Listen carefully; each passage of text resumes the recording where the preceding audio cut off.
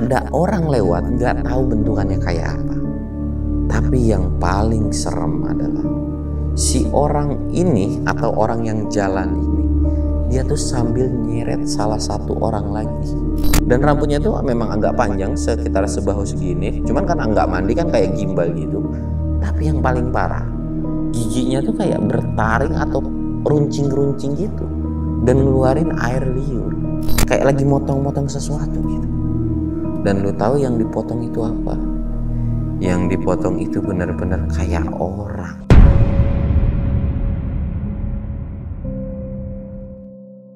Assalamualaikum warahmatullahi wabarakatuh. Balik lagi di channel Samsul Mister Horror. Pada kesempatan kali ini gue bakal ngebawain sebuah cerita tentang pesugihan nih. Salah satu orang yang bisa dibilang ngelakuin pesugihan. Dan menurut gue cerita ini lumayan ngeri-ngeri sedep lah. Dan banyak pembelajarannya dari cerita ini. Nah, gue juga mau ngingetin nih buat lu nih. Buat yang mau support channel gue, jangan lupa like, comment, subscribe, dan share video gue ke banyak orang. Dan gue mau ngingetin lagi buat lu yang mau atau yang sering banget nih nanyain open trip. Bahkan di kolom komentar gue tuh banyak banget yang, "Bang, kapan open trip? Kapan open trip?" Pokoknya lu kunjungin aja ke Instagram gua samsul.1010. Jadi kalau lu udah ngefollow akun Instagram gua, lu jangan cuma ngefollow dong, tapi lihat nih ada postingan apa aja. Jangan cuma sebatas ngefollow tiba-tiba lu nanya, padahal di situ selalu ada seputaran tentang open trip. Oh iya, nggak usah banyak bacot lagi lah, kita mulai ke segmen dongeng horor. Dongeng horor dimulai.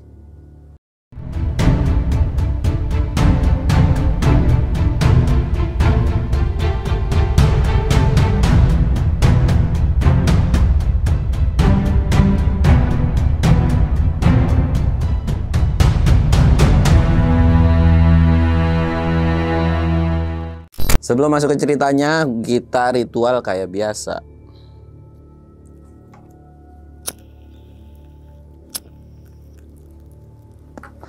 Jangan lupa ngopi biar nggak panik.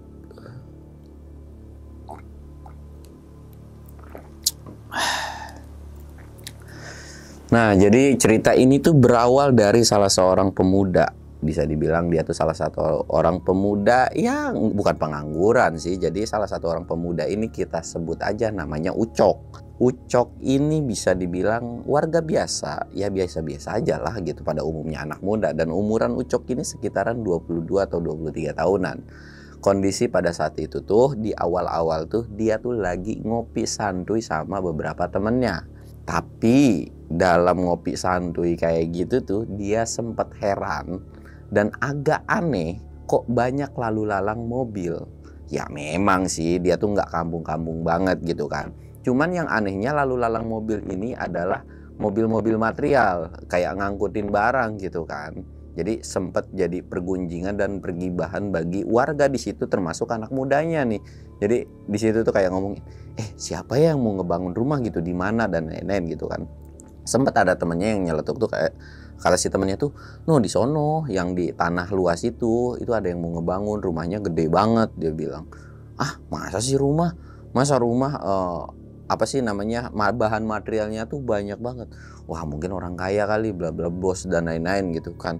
Atau hasil dari korupsi bla bla bla gitu kan." Ya nggak ada yang tahu kan.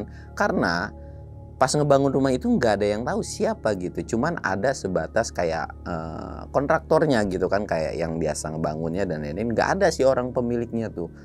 Dari situ tuh ya udahlah, alhamdulillah kalau memang di kampung dia tuh ada orang kaya gitu. Syukur-syukur si orang kaya ini tuh bisa ngebantu atau kayak ramah dengan warganya gitu kan.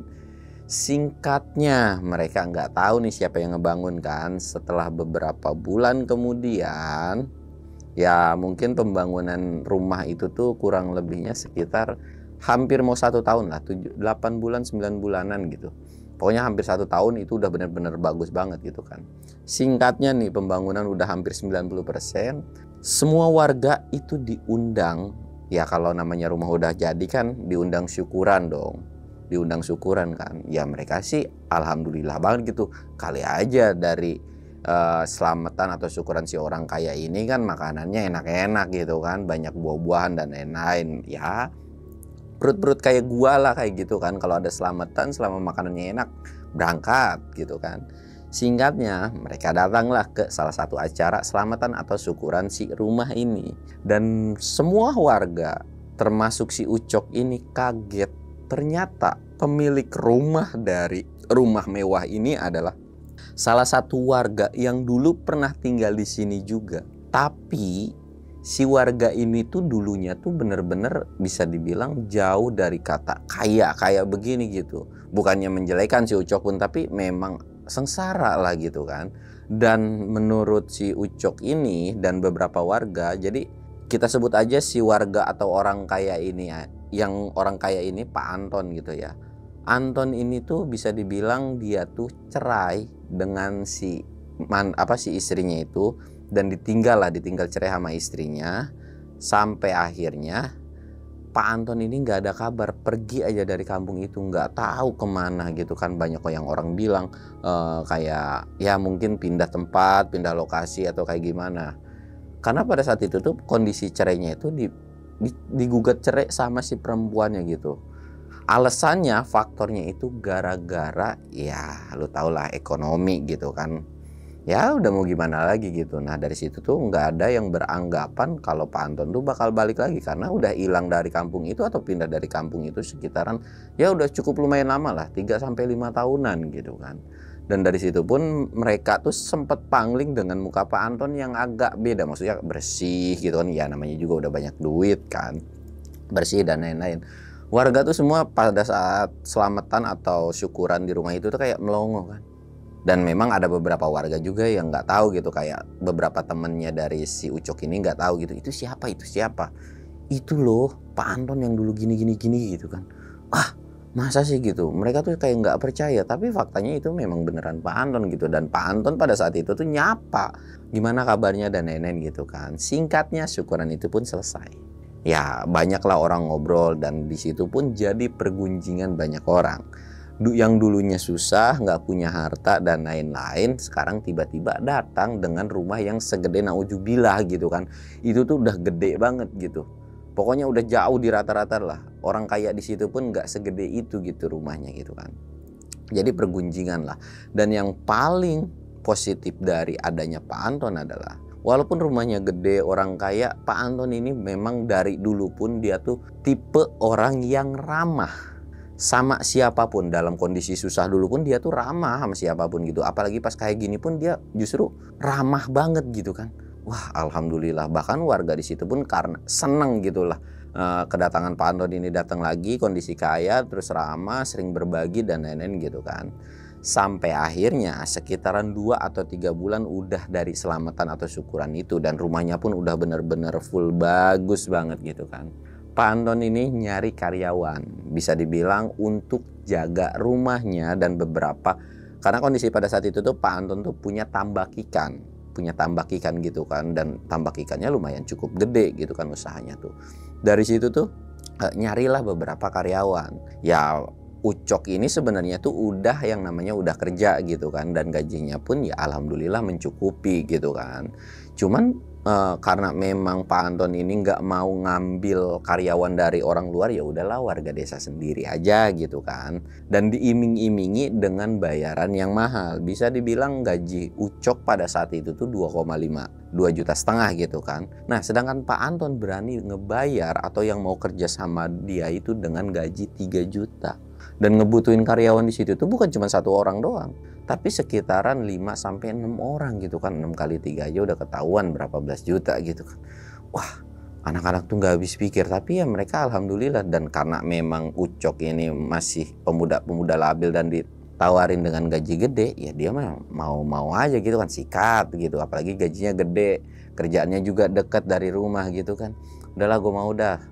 Akhirnya beberapa pemuda di situ kerja gitu kan. Nah sedangkan si Ucok ini kebagian yang di rumah, dan ada beberapa yang bagian ngurusin kayak tambak ikannya gitu kan. Nah jobnya si Ucok ini adalah ngawasin sih sebenarnya. Kerjaannya tuh menurut Ucok tuh nggak jelasnya tuh kayak cuman bersih-bersih, dan bersih-bersih pun udah ada pembantu gitu kan, udah ada ART gitu kan. Terus kayak ngawasin, dan paling anehnya adalah rumah sebesar itu menurut Ucok nggak dipasang CCTV kamera. nggak dipasang. Dan di situ tuh ada kendaraan mewah, ada motor gitu kan, mulai dari motor, mobil, dan di dalamnya pun wah banget gitu. Dan pada saat mulai masuk kerja di situ, Pak Anton tuh sempet keliling atau ngasih tahu nih, oh di sini aja, di sini aja. Bagian rumahnya sekelilingnya tuh dikasih tahu sama si Ucok ini gitu kan. Bisa dibilang mungkin Ucok ini tuh security lah di situ, cuman ya nggak berseragam, jadi kayak cuman buat jaga doang, takut ada tamu dan lain-lain gitu kan. Ya udahlah, Ucok kan seneng-seneng aja, dan kondisi pada saat itu tuh Ucok masih sendiri, belum ada yang nemenin karena menurut menurut Pak Anton ini, udahlah kamu sendiri juga sanggup kan gitu, dan nggak harus capek-capek banget gitu kan, ya sanggup gitu. Tapi kata Pak Anton ini, kalau memang kamu capek, kamu nggak kuat, nanti kamu tinggal bilang aja, nanti saya yang nyari lagi buat nemenin kamu, atau biar ada temennya. Udah nggak apa-apa, saya aja gitu. Dan 1 bulan kerja di situ, Anton ngerasa nyaman dan betah karena memang ya rumah gede gitu kan, adem, udah gitu nggak ada sesuatu hal yang aneh, orangnya pun baik, kalau ada rejeki pun nggak pernah pelit, mulai dari makanan, bahkan dia pun sering dikasih rokok dan tip gitu kan. Dan yang paling anehnya adalah ya mungkin karena memang Pak Anton ini punya tambak ikan kali ya, Pak Anton tuh jarang yang namanya keluar, atau bisa dibilang keluar kota atau gimana gitu. Mereka tuh berpikiran apa usahanya cuma tambak ikan doang gitu. Si Anton ini sempet sih kayak iseng nanya-nanya sama Pak Anton gitu kan. Si Ucok ini tuh sempet nanya, dia tuh, Pak emang punya usaha apa aja sih sekarang? Ya saya mau usahanya gini aja, soal tambak ikan, terus ada beberapa restoran dan lain-lain gitu kan. Anton tuh sempet heran dan kagum gitu. Sempet heran dan kagum karena selama 5 tahun dia ngilang ternyata dia bisa sukses gitu, walaupun nggak tahu dengan cara apa gitu kan. Dan yang paling keren adalah menurut Ucok, 5 tahun bisa bikin bangun rumah segini gitu, kayak sesuatu hal yang mustahil gitu kan. Apalagi lihat dari background orang tuanya si Anton ini atau Pak Anton ini, keluarganya tuh, orang tuanya tuh udah meninggal semua. Bahkan keluarganya pun bisa dibilang nggak akur lah sama Anton ini. Karena kenapa? Ya di masa susah semua orang pun menurut Ucok itu ya pada menjauh gitu kan. Dan sampai sekarang pun tiba-tiba udah punya rumah kayak gini tuh banyak mendadak tuh saudaranya tuh pada nyamperin, entah saudara, entah temennya. Bahkan menurut si Ucok ini, mantannya pun, mantan istrinya tuh sempet datang gitu. Tapi ya Pak Anton tuh kayak, lu siapa sih gitu, dulu lu susah ninggalin gue, sekarang udah seneng lu pada mau deket gue, ya udah jauh-jauh aja gitu kan. Tapi poin positifnya ya lagi-lagi Pak Anton ini tuh benar-benar dermawan sama warga. Beda halnya kalau sama keluarga, dia tuh benar-benar cuek, acuh, dan nggak peduli gitu, kayak ya mungkin dendam kah atau apa, nggak ada yang tahu gitu kan. Sekitaran 1-2 bulan Ucok kerja di situ, itu tuh nggak pernah namanya ngalamin hal kejadian aneh-aneh. Singkatnya, ada 1 malam di mana pada saat itu adalah malam Sabtu. Ucok kebagian ya, karena kan memang kerjaannya tuh disuruh jaga malam juga kan. Ya udah tuh dia jaga malam-malam sendirian. Dan kondisi pada saat itu mungkin udah lelap tidur kan. Jadi di belakang rumahnya ini memang bisa dibilang bangunannya tuh kayak mendekati pohon-pohon lah. Bukan hutan ya, tapi kayak banyak beberapa pohon gitu kan. Dia tuh kayak keliling kan, kayak keliling. Dia dikagetin dengan suara lonceng. Mungkin lu yang suka mendaki gitu kan, lu tahu kan ada lonceng kalau orang mendaki. Tapi ini loncengnya nggak kayak gitu, tapi kayak pelan tapi pasti gitu, keleneng, keleneng gitu kan. Ucok nggak merinding, kayak ini orang gabut banget tuh nyalain lonceng gitu kan. Dicari sumbernya ternyata nggak ketemu gitu kan. Wah, nggak ada nih. Tapi dari suara lonceng itu, Ucok sempat ngedenger kayak suara langkah kaki, tapi dengan kondisi diseret, kayak digusur gitu kan. Dicari sumbernya itu nggak kedengeran, apa nggak kelihatan, bukan nggak kedengeran, nggak kelihatan. Kemana nih orang? Takutnya ada maling. Dan setelah di malam itu tuh cuman ada kejadian kayak gitu doang. Dan pas pagi harinya Ucok ini kan pulang dulu. Dan pas tidur gitu kan, Ucok pulang terus tidur. Dan pas mau berangkat lagi ke tempat Pak Anton ini, ternyata Pak Anton ini kehilangan yang namanya satu buah motor. Sempat heran kan dan aneh, lah kok bisa hilang? Tapi yang paling aneh adalah Pak Anton nggak pernah namanya ngerasain kehilangan motor. Maksudnya gini, jadi dia tuh kalau udah hilang ya udahlah, besok gue tinggal beli lagi gitu kan. Dan anak Ucok ini kan ngerasa nggak enak kan, karena secara bisa dibilang dia security-nya di situ. Dia tuh sampai minta maaf sama Pak Anton gitu. Bahkan Pak Anton dia cuma senyum, kayak udah tenang aja, masalah harta mah gue bisa nyari, masalah motor lu nggak percaya, besok gue beli lagi. Ya cuman kan tetep lah gitu kan. Dan Ucok pun ngerasa kayaknya nggak ada yang hilang kok, tapi tiba-tiba bisa hilang gitu kan. Singkatnya pas kebesokannya Pak Anton ini tiba-tiba udah beli motor yang sama dan baru gitu kan. Ucok tuh cuman geleng-geleng kepala, luar biasa gitu kan. Ini orang kaya apa gitu kan. Ya akhirnya dari situ pun masih belum ada sesuatu hal yang aneh-aneh gitu kan. Dan ada satu momen di mana Ucok ini dibolehin masuk dan boleh ngeliat sekeliling dan lain-lain. Lu kalau mau masuk aja Cok. Lu mau ngambil minum kayak makanan di kulkas ambil aja. Toh gue juga di sini tinggal sendirian, paling ada ART doang gitu kan. Semua juga ART di sini gue bebasin, kalau mau ngambil makanan, mau ngopi di dalam ambil aja, anggap aja rumah sendiri gitu kan. Lu jangan pernah malu atau sungkan di sini, gue mah mempersilahkan gitu. Dan yang udah dikasih tahu bangunan semua, termasuk kamarnya dikasih tahu dan lain-lain. Tapi ada satu ruangan yang itu memang nggak dibolehin buat masuk, dan itu benar-benar dikunci. Dan menurut Anton pun, atau Pak Anton ini pun bilang, kamu boleh kemanapun tapi jangan ke ruangan ini gitu.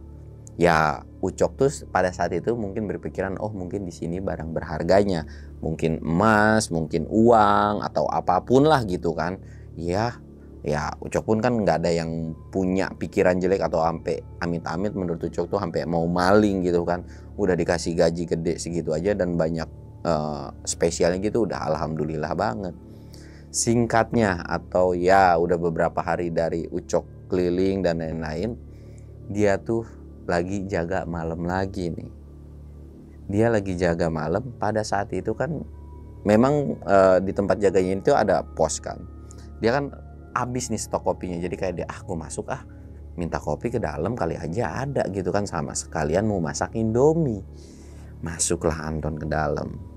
Masuk ke dalam masih belum ada kayaknya tekin. Aduh enak banget. Anton sempet ngayal gitu kan, kayak aduh enak kali ya kalau punya rumah kayak gini, harta banyak gitu. Tapi yang di benak Anton tuh sempet terlintas kayak, yang di benak Ucok tuh sempet aneh kayak, tapi kok aneh ya, ini orang nggak mau nikah lagi apa gimana? Nggak mungkin kalau nggak ada yang mau suka atau senang sama dia gitu kan. Dan dari situ lagi udah selesai masak mie, dia mau bawa keluar gitu kan, karena dia mau makannya tuh di luar kan. Udah bawa kopi juga, bawa air juga. Keluar nih, udah keluar rumah, trek. Dia ngelihat di depan rumah atau udah nutup pintu rumah itu ada orang lewat, nggak tahu bentukannya kayak apa. Tapi yang paling serem adalah si orang ini atau orang yang jalan ini, dia tuh sambil nyeret salah satu orang lagi, kayak nyeret aja gitu. Tapi yang kelihatan menurut si Ucok ini adalah nyeretnya tuh kayak sambil jalannya tuh sambil nyeret gitu, seret. Dan itu kelihatan. Walaupun pada saat itu Ucok tuh nggak berpikiran kalau yang dibawa itu manusia, karena ya nggak terlalu kelihatan jelas gitu kan. Sampai akhirnya orang yang diseret itu ternyata teriak, bahkan minta tolongin saya. Ucok itu refleks dong, kayak lah ini orang nggak ada yang denger apa ya, ini orang nggak ada yang tiba-tiba ada orang minta tolong gini, apa nggak ada yang sadar gitu kan. Wah ini korban pembunuhan gitu kan. Disamperin lah si sosok ini dengan bawa senter kan, disenterin. Pas lagi disenterin, Ucok bener-bener kaget dengan sosok yang dilihatnya. Sosok yang lagi jalan sambil gerakan jalannya itu diseret. Sosoknya itu kayak manusia, tapi kayak orang jarang mandi gitu, kayak nggak pernah mandi, dah dekil banget, kucel banget gitu kan. Dan rambutnya tuh memang agak panjang, sekitar sebahu segini, cuman karena nggak mandi kan kayak gimbal gitu. Tapi yang paling parah, giginya tuh kayak bertaring atau runcing-runcing gitu dan ngeluarin air liur. Ucok yang tadinya mau makan itu tiba-tiba mendadak kayak ngejatoin piring, trak. Dan sosok itu langsung nengok ke arah Ucok. Ucok langsung panik dan balik lagi masuk ke dalam rumah. Dari situ Ucok nggak berani nih keluar lagi kan. Dan menurut dia sekitar 20 menit dia coba nengok keluar. Dan ternyata pas ditengok sosok itu udah nggak ada. Ucok panik dong dan langsung laporan ke majikannya atau ke bosnya, yaitu Pak Anton. Diketok-ketokin tuh dengan beraninya, dengan nggak sopannya gitu, dengan napas yang kayak kecapean atau kayak kaget gitu kan.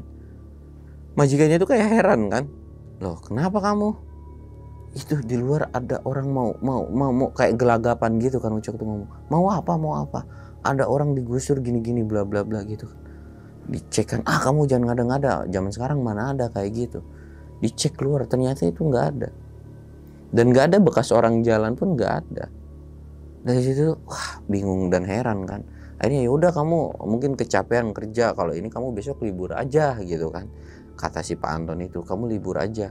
Nah dari situ tuh Ucok tuh nggak habis pikir kan, dan Pak Anton tuh udah masuk ke dalam lagi, dan Ucok tuh kayak ngerenung gitu kan di dalam posnya tuh. Itu apaan ya? Itu apaan gitu kan, kayak heran. Mikir terus. Dan gak lama lagi mikir kayak gitu, sosok itu lewat lagi. Sosok itu lewat, tapi yang diseret atau digusurnya itu gak ada. Jadi dia jalan sendiri. Tapi yang tadinya ngelihat dengan sosok tanpa, ya cuman sebatas kucel dan aneh dan gigi bertaring, kali ini semua ininya tuh merah semua. Itu tuh kayak darah gitu kan menurut Ucok tuh. Dari situ Ucok langsung ngumpet, nggak berani nongol gitu kan. Langsung ngumpet aja gitu kayak, aduh, gue takut banget gitu kan. Sampai merinding gitu kan. Ya Allah, ini kenapa tiba-tiba ada penampakan kayak begini sih di sini gitu kan. Dan nggak lama Ucok dikagetin dengan yang ngetok pintu. Ucok dari situ langsung teriak panik dan minta tolong. Ampun, gue nggak berani, tolong jangan ganggu gue gitu kan. Dan nggak lama dari luar itu ada suara ketawa cekikikan, tapi Ucok kayak nggak asing dengan suara. Lah, kok ketawanya gue kayak kenal ya? Dan pas dicek ternyata itu adalah temennya. Yang bisa dibilang temennya lagi main gitu kan, kayak gabut aja nih temennya tuh. Lu ngapa sih, kata temannya tuh, sampai aneh kayak gini? Wah, udah dah, gue males cerita, nanti aja gue ceritain. Lu ngapa sih ngagetin, kenapa kagak ngucap salam atau teriak kek, lu di mana gitu? Tiba-tiba cuman ngetok doang. Ya elah, lu kayak abis ngeliat setan aja. Gue beneran udah ngeliat setan, pokoknya nanti gue ceritain. Lu ngapain di sini? Ya gue mau gabut aja, pengen nemenin lu, random aja kata dia kan. Ya udah bagus dah, lu udah nemenin di situ. Dari situ tuh Ucok nggak yang nyeritain tentang kejadian itu. Jadi kayak nanti aja lah kalau pikiran gue udah tenang. Singkatnya malam itu udah dilewatin nih, dan Ucok pun pas besoknya tuh bener-beneran libur gitu kan, karena takut dan lain-lain. Dari situ ketika masa liburnya dia tuh ceritalah ke temennya yang pada saat itu bertamu gitu kan, nyeritain panjang lebar. Cuman si temennya nih, lu mah nggak usah aneh-aneh dah, nggak usah ngada-ngada gitu kan, udah nggak bakalan kenapa-napa gitu kan, aman-aman aja. Baru selang beberapa hari setelah cerita dari itu, ada yang namanya warga kampung sebelah itu meninggal. Dan yang paling bikin kaget, yang meninggal itu adalah sosok yang pernah dilihat sama Ucok ketika dibawa sama orang aneh ini atau sosok aneh ini gitu kan. Ucok tuh kayak nggak habis pikir, lah, kayak bingung kan, kayak heran, kok bisa? Wah, dari situ nggak banyak ngomong, mungkin salah lihat atau mungkin halu doang gitu kan. Udah tuh dilupain kejadian itu. Ucok berangkat lagi kerja. Berangkat kerja itu sekitaran 1 atau 2 bulan sampai 3 bulan itu nggak ada kejadian apapun lagi. Setelah 3 bulan lagi itu muncul lagi sesuatu hal yang aneh lagi. Lagi-lagi kondisinya pada saat itu belum terlalu malam, sekitaran jam 7 atau jam 8. Ucok itu ngecek sekeliling rumah atau bisa dibilang luar rumahnya kan, kayak pelatarannya kayak gitu. Ngecek rumahnya. Lagi-lagi di belakangnya kedengeran suara lonceng. Kedengeran suara lonceng kelenang-keleneng lagi, dan disusul dengan suara langkah kaki yang diseret, digusur gitu. Ucok penasaran dong, nyari lah ke sumber suara, dan lagi-lagi sumber suara itu tuh beneran nggak ketemu. Wah, nggak ada nih, di mana ya? Dicari tuh sekeliling nggak ada. Dan singkatnya Ucok balik kan ke posnya, dan dia mau ngambil kopi lagi ke dalam. Dia lagi ngambil kopi ke dalam, dia dikagetin dengan sosok yang pernah dilihat sama dia sebelumnya di dapurnya itu. Sosok itu tuh kayak lagi apa sih, nyacak, itu bahasa Sunda lagi, kayak lagi motong-motong sesuatu gitu. Dan lu tahu yang dipotong itu apa?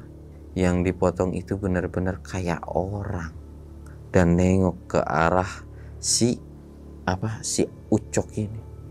Ucok langsung keringet dingin, bahkan dia tuh sampai ngompol di celana, langsung lari. Dan pas lagi lari buka pintu mau keluar, di depan pintu itu tuh udah ada yang namanya Pak Anton. Jadi kayak buka pintu langsung nabrak Pak Anton. Pak Anton nanya lagi, kamu kenapa sih? Kayak gelagapan gitu. Ditengok dong, kamu ngeliat apa? Di dapur ada ya pokoknya ditarik lah sama si Ucok ini kan. Dan pas ngecek ke dapur itu nggak ada apapun, nggak ada sesuatu yang aneh. Di situ tuh Pak Anton tuh cuma negur, udah kamu nggak usah pikiran yang aneh-aneh, kalau memang kamu capek kamu bilang, kamu boleh istirahat atau kamu boleh libur kok gitu kan. Dari situ lagi-lagi Ucok ini kayak bingung dan terheran-heran gitu kan. Dan Pak Anton tuh balik ke kamarnya. Ucok masih diem aja di dapur. Kok bisa ya? Heran kan, kayak bingung. Dia itu sambil masak air gitu kan, dia nyeduh kopi, dan dia ngebuang bungkus kopi ini kan. Dan kebenaran di situ ada tempat sampah. Lu tahu pas dibuka tempat sampah, dia ngelihat sosok kepala, cuman kepala doang. Itu kayak penuh darah. Ngelihat ke sosok si Ucok ini kan, astagfirullahaladzim, itu langsung ditutup dan langsung lari, dan dia langsung pulang ke rumah. Dan gak lama dari dia pulang ke rumah, si Ucok ini sakit selama 1 minggu. Dan gak lama ada berita lagi, ya mungkin jaraknya tuh bukan kayak sebelumnya kampung sebelah, ada berita lagi bahwa kampung sebelah, kampung orang lain tuh ada yang meninggal. Dan pas itu tuh kabar dari teman-temannya gitu kan. Dan pas dilihat, sosok yang meninggal ini sama persis dengan yang dilihat ketika kepala itu. Dari situ Ucok tuh udah mikir yang aneh-aneh. Dia tuh kayak, wah kayaknya gue udah nggak mau nih kerja di sini, kok udah makin aneh. Ya walaupun kan Ucok nggak tahu harus kerja di mana kan, jadi kayak nyari kerja kan nggak gampang gitu kan, kayak ini udah ada yang aneh nih. Nah sempet aneh gitu kan, ya walaupun sempet jadi bahan pergunjingan beberapa warga gitu ya, namanya mendadak kaya gitu kan. Iya, jadi kayak wah ini bekas pesugihan dan lain-lain. Tapi Ucok yang kerja di situ dia nggak pernah ngerasa aneh.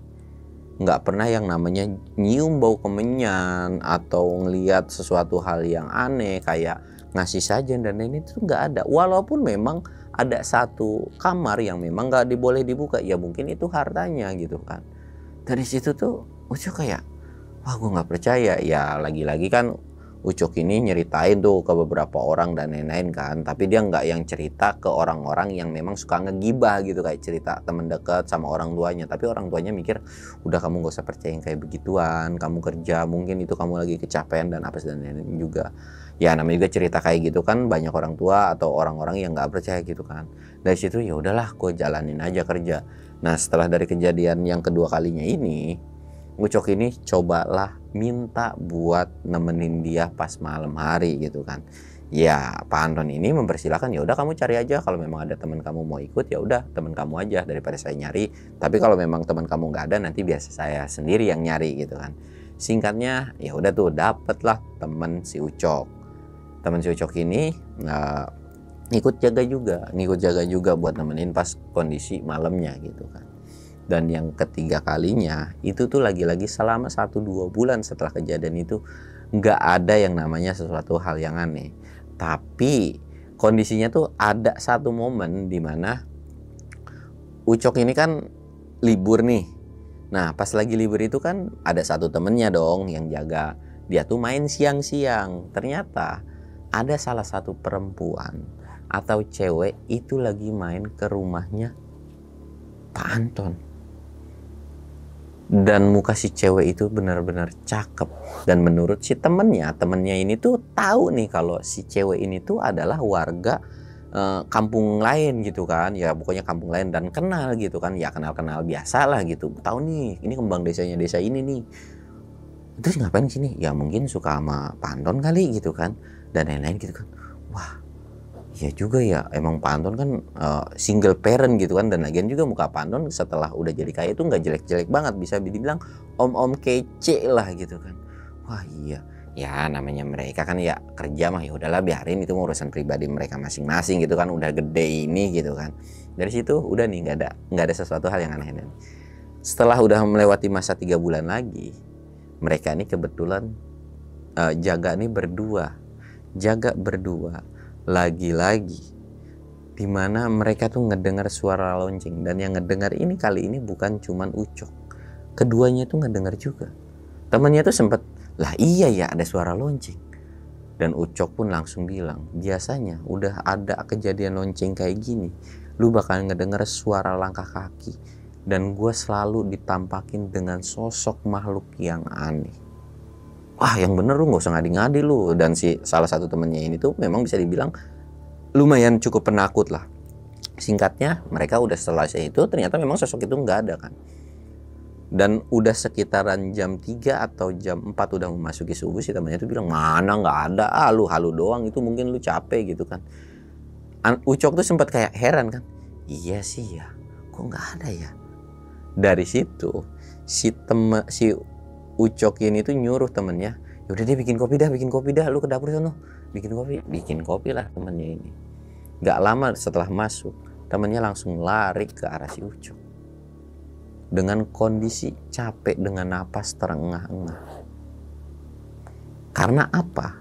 Yang dilihat sama si temennya Ucok, ada kepala ngegelinding. Jadi pas buka pintu, kepala ngegelinding deket kakinya, dan itu melotot.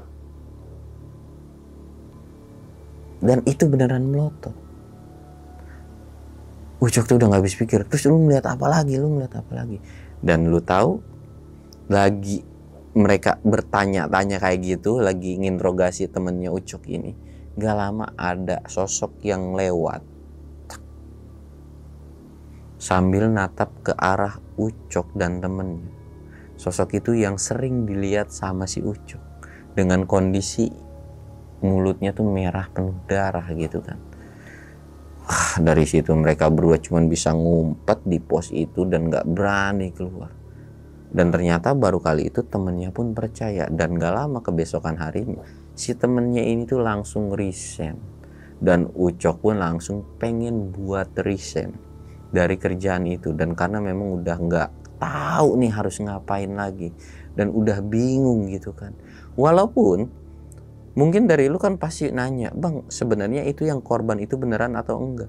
Korbannya beneran dengan sosok yang sama persis. Setelah beberapa hari itu ada yang meninggal lagi, dan ternyata si korbannya itu tuh orang yang pernah dilihat sama Ucok pas waktu ke rumah itu. Dan korbannya itu bukan yang meninggal di apa-apain ya, tapi menurut beberapa keluarganya itu atau orang-orang terdekatnya itu, meninggalnya tuh gara-gara sakit. Tapi sakitnya adalah sakit yang aneh atau nggak wajar. Ya dari situ pun orang tuh cuman beranggapan mungkin lagi masa penyakit dan lain-lain gitu kan, nggak yang terlalu berpikiran aneh-aneh. Walaupun ada beberapa ya kayak tukang-tukang gosip, tukang gibah itu, ada beberapa yang cerita namanya ngegibahin tentang pesugihan dan lain-lain. Dari situ tuh udah kejadian ketiga kalinya Ucok itu langsung yang namanya resign dari situ.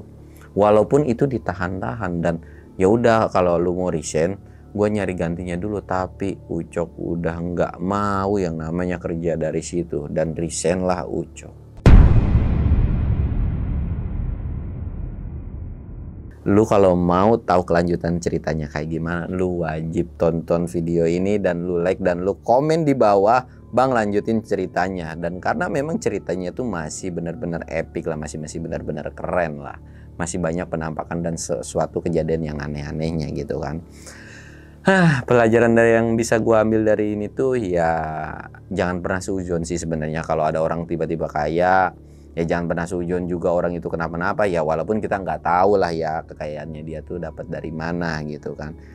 Ya yang pasti ya lu jangan pernah ngasumsiin atau lu tiba-tiba langsung ngejudge orang tuh, wah ini gini-gini. Ya lu cari tahu, dan lagian juga lu ngapain cari tahu juga sih, kepo sama kehidupan orang gitu kan.